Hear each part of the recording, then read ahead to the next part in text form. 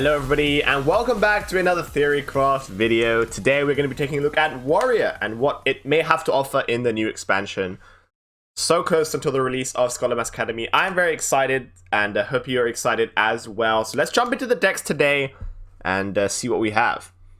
So the first deck that we're going to take a look at is Enrage Warrior. Probably the best Warrior deck at the moment in Standard.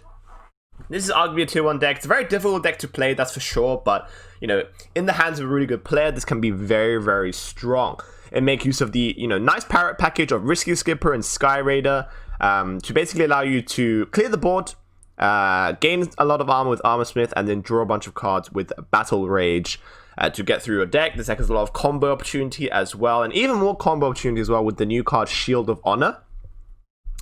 Because now you can actually do more damage with Corcoran Elite. So previously with this deck, you could do Corcoran Elite, Enrage, maybe like Rampage, and then Bloodsworn Mercenary to deal, how much damage was that? Like 18 damage, I believe. If you had the coin, you could do like Grommash into Enrage, Bloodsworn Mercenary to deal 24 damage. But now you can actually deal even more damage with the Shield of Honor. So the Shield of Honor is a new card from Scholomance Academy that says, give your minion +3 attack and Divine Shield. It has to be a damaged minion, sorry. So you have to give a damaged minion +3 attack and Divine Shield. Now obviously combos really well with the Corcoran Elite. So you play Corcoran Elite, you play Enrage, maybe play another Enrage. And then you can play like Rampage. And then you can play Shield of Honor. And then you Bloodsworn Mercenary, right? So let's say you played one Enrage on your Corcoran Elite. I believe that is going to be 22 damage. If you played 2 Enrages, I think that's actually going to be like 26 damage or something with the Shield of Honor. The maths might be wrong there, but yeah, you guys know what I mean. Basically, it allows for more damage potential, damage output with this deck, which makes the deck really, really nice, right? Also running the Injured Tolvir package instead of the Egg package, because this actually combos with the Shield of Honor pretty nicely as well. You play this on 2. If it doesn't get removed, you could just, take a nice trade later on, or just give it a lot of attack and push a bunch of damage. So this can actually turn into a pretty big threat. Just playing it on 2. And yeah, other than that, it's a pretty standard Enrage Warrior deck. Not playing with the eggs once again. We have the comp potential. We have obviously the Skipper package and the Bloodborne Brutes coming down against aggro decks. Bunch of armor gain as well with Armor Smith. And against some of the control decks, you generate a bunch of lackeys.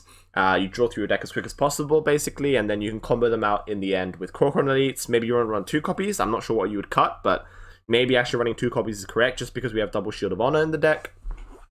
But yeah, basically against control decks, you just combo them out in the late game with a bunch of damage from hand that they can't really prevent. So yeah, that's how this deck works. I think it's going to be really strong in expansion.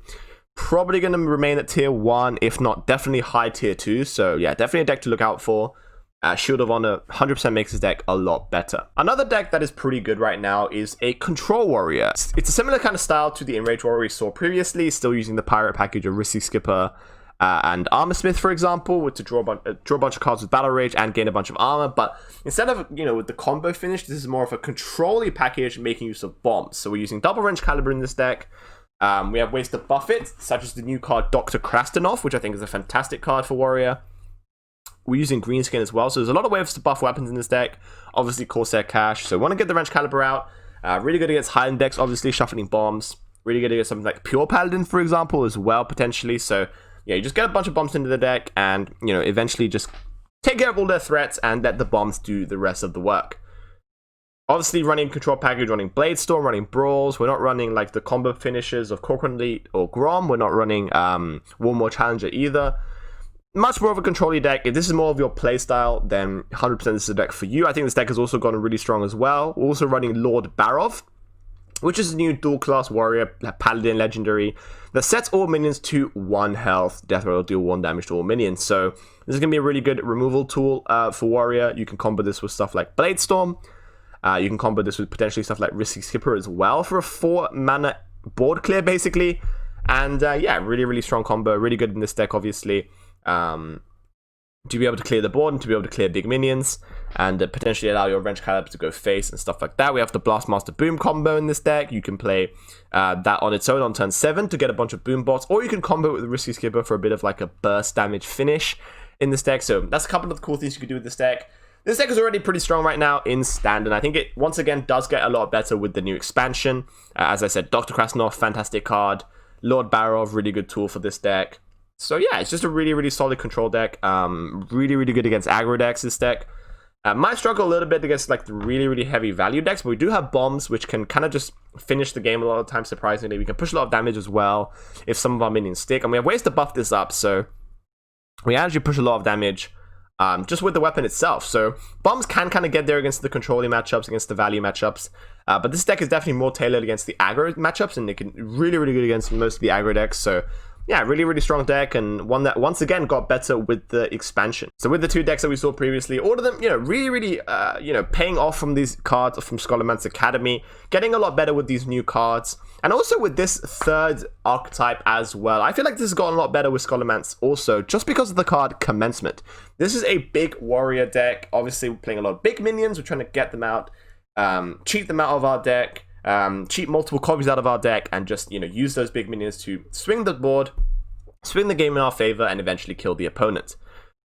Obviously, Commencement is a warrior and paladin dual class card. We already looked at dual paladin in our paladin Theorycraft episode, and I feel like this card is definitely much better in warrior. I think like warrior, big warrior is definitely a better deck than something like dual paladin, maybe even big demon hunter as well, just because it has more survivability, right? Warrior has a lot of early game removal tools. We have sword and board, a shield slam in this deck, we have blaze storm, we have brawl, we're even making use of the new weapon Reaper's Scythe, which could be used as board clear if you get the spell burst effect. Kargat's Bladefist as well, with the rush to control the board in the early game, and also summons a massive minion to our deck that we can get out later on. So I feel like this is definitely much better than Paladin, just because it has more survivability, right? It's not just going to lose to aggro.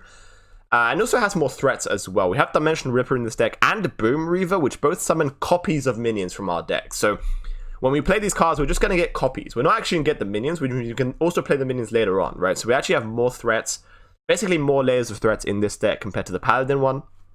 Also making use of the new card Troublemaker, which is a fantastic card to either get off Commencement or just play on turn 8, getting the 3/3 Ruffians to either go face to push a bit of damage, or try and control the board with those is going to be pretty nice. Making use of Rattlegore as well, which is a very cool new card that actually fits into this deck. Pretty much the only deck that it fits into, so very excited to try this card out. I think it's pretty strong. And yeah, as I said, really good survivability. We have Double Coerce as well, which is the new removal card. That basically destroys a damaged minion, but if you combo it, it can destroy any minion, right? So it gives Warrior a bit more ability to deal with single targets. Basically Assassinate on a stick, which is quite nice. Assassinate for a lot cheaper. Comboing it with, it's probably going to be quite tricky. We are playing 1 live wire lance, so it can give us some lackeys to be able to combo with Coerce later on. Maybe you want to play 2 live wire lance and 1 Reaper Scythe, I'm not really sure. But yeah, that's all just of this deck basically. We have a bunch of big minions, we want to make copies of them, summon them out of our deck, and then if that doesn't work, we want to play the minions later on to provide more pressure onto our opponent and eventually win the game. And I think Commencement does a really good job of that, because before Commencement, this deck didn't really do anything until like turn 8 basically, right? Because there's not really any minions. So yeah, with Commencement coming out a little bit turn earlier, obviously with Taunt and Divine Shield as well, so really defensive, I think it's going to make this archetype pretty solid. Is it going to be tier 1 or tier 2? Probably not, honestly, but it's probably going to be a very fun deck to play regardless. So yeah, really excited to try some big warrior. I think it might actually be quite a nice deck to play. I think the tools that Scholomance has given it has made this deck much better than it currently is. So yeah, really excited to try this deck out. And that is going to be it for this episode. Hope you guys have enjoyed the Warrior Theorycraft. Let me know in the comments below what you think about all these decks. Do you think there are other decks as well that Warrior can make use of? And do you think Enrage Warrior and Bomb Control Warrior are going to be tier 1 in the next expansion? I'm not sure if they're going to be tier 1. They're definitely going to be tier 2, but maybe not so much tier 1. We're going to have to wait and see. But yeah, thank you guys so much for watching. Like, comment, and subscribe, and stay tuned for more Theorycraft videos.